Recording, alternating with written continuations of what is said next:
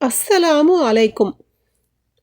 அல்லாஹுவின் தூதர் ஸல்லல்லாஹு அலைஹி வஸல்லம் அவர்கள் கூறினார்கள்,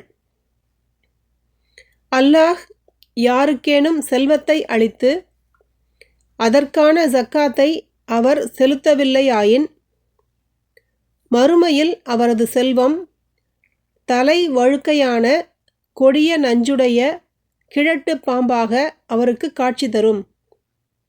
அதற்கு அதன் நெற்றியில் 2 கருப்பு புள்ளிகள் இருக்கும்.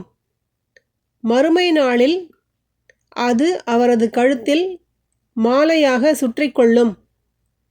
பின் அந்த பாம்பு அவரது முகவாய்க்கட்டையை, அதாவது அவரது தாடைகளை பிடித்துக்கொண்டு, நான் தான் உனது செல்வம், நான் தான் உனது கருவூலம் என்று சொல்லும். இவ்வாறு கூறிவிட்டு பின்வரும் இறைவசனத்தை ஓதிக் காட்டினார்கள். தமக்கு அல்லாஹ் வழங்கியுள்ள அருளில் கஞ்சத்தனம் செய்வோர் அது தமக்கு நல்லது என எண்ணிவிட வேண்டாம். மாறாக அது அவர்களுக்கு தீங்குதான்.